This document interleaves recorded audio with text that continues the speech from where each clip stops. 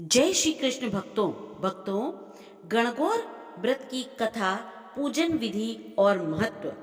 चैत्र माह के शुक्ल पक्ष की तृतीया तिथि को सुहागिन महिलाएं गणगौर तीज का व्रत करती हैं। यह व्रत पूरे देश में मनाया जाता है। माना जाता है कि इस दिन माता पार्वती ने भगवान शंकर से सौभाग्यवती रहने का वरदान प्राप्त किया था तथा पार्वती जी ने अन्य महिलाओं को भी सौभाग्यवती रहने का वरदान दिया था। यह व्रत भगवान शिव और मां पार्वती के अद्भुत प्रेम का प्रतीक भी है।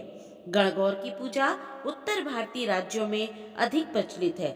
इस दिन सुहागिन महिलाएं शिव पार्वती की मूर्ति बनाकर काजल, कुमकुम, हल्दी, मेहंदी, सिंदूर से 16 बिंदी दीवार पर लगाकर आम के पत्ते या दूर्वा से गणगौर माता का गीत गाते हुए पूजन करती हैं। इस दिन व्रत रखा जाता है।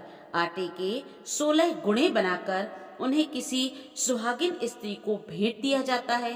पूजन के समय गणगौर माता पर महावर सिंदूर चढ़ाने का विशेष महत्व है। चंदन, अक्षत, धूप, दीप नैवेद्य किया जाता है। विवाहित स्त्रियों को गौर माता पर चढ़ाए गए सिंदूर को अपनी मांग में लगाना चाहिए। कथा इस प्रकार है। एक बार भगवान शंकर पार्वती एवं नारद जी के साथ भ्रमण के लिए चल दिए। वे चलते चलते चैत्र शुक्ल तृतीया के दिन एक गांव में पहुंचे। उनका आना सुनकर ग्राम की निर्धन औरतें उनके स्वागत के लिए थालियों में हल्दी अक्षत लेकर के पूजन के लिए पहुंच गईं।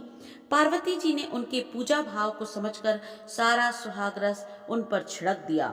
वे अटल सुहाग प्राप्त कर लौट गईं। धनी वर्ग की औरतें थोड़ी देर के पश्चात आईं। उनके अनेक प्रकार के पकवान सोने चांदी के थाल में सजाकर पहुंची। इन औरतों को देखकर भगवान शंकर ने पार्वती जी से कहा, तुमने तो सारा सुहाग रस तो निर्धन वर्ग की स्त्रियों को दे दिया, अब इन्हें क्या दोगी?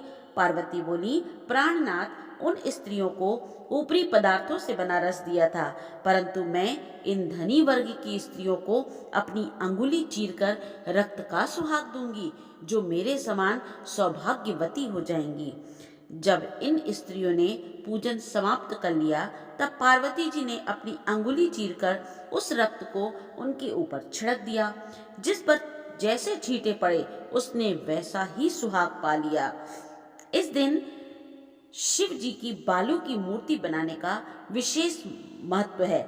इसके पश्चात पार्वती जी अपने पति शंकर जी की आज्ञा लेकर नदी में स्नान करने को चली गईं। स्नान करने के पश्चात इन्होंने शिव जी की बालू से मूर्ति बनाकर पूजन किया और भोग लगाया तथा प्रदक्षिणा करके 2 कणों का प्रसाद खाकर मस्तक पर टीका लगाया।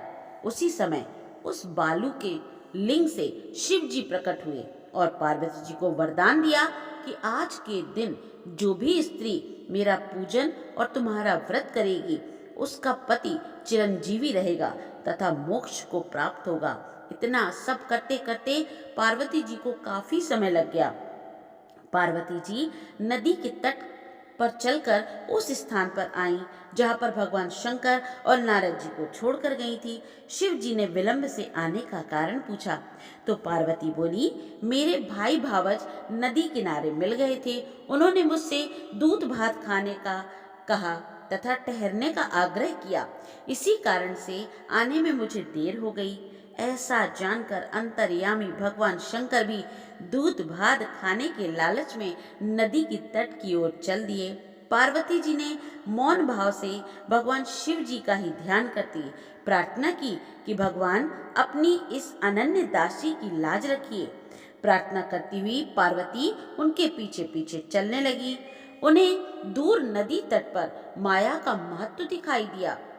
माया का महल दिखाई दिया। वहां महल के अंदर शिव जी के साले तथा सलहज ने शिव पार्वती जी का स्वागत किया। वे 2 दिन वहां रहे।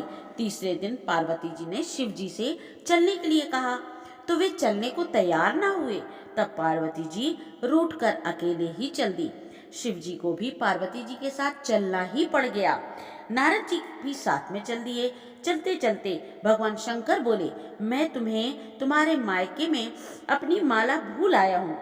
माला लाने के लिए पार्वती जी तैयार हुई तो शंकर जी ने पार्वती जी को ना भेजकर नारद जी को भेजा। वहां पहुंचने पर नारद जी को कोई महल दिखाई नहीं दिया। दूर दूर तक जंगल था। सहसा बिजली कौंधी। नारद जी को शिव जी की माला एक पेड़ पर टंगी दिखाई दी। नारद जी ने माला उतारी और शिव जी के पास पहुंचकर यात्रा का कष्ट बताने लगे। शिव जी हंसकर बोले, यह सब पार्वती की ही लीला है। इस पर पार्वती जी बोली, मैं किस योग्य हूँ स्वामी, यह तो सब आपकी ही कृपा है।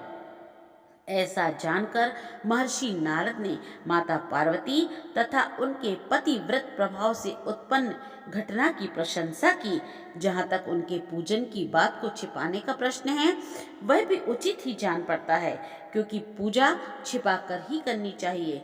चूंकि पार्वती जी ने इस व्रत को छिपाकर किया था, उसी परंपरा के अनुसार आज भी पूजन के अवसर पर पुरुष उपस्थित नहीं रहते हैं। तो जिस प्रकार से माता पार्वती ने सभी को अटल सौभाग्य का वरदान दिया, सुहागवती रहने का वरदान दिया, इसी प्रकार से हम सभी पर भी माता पार्वती और भगवान शिव कृपा बनाए रखें। तो बोलिए उमापति महादेव जी की जय।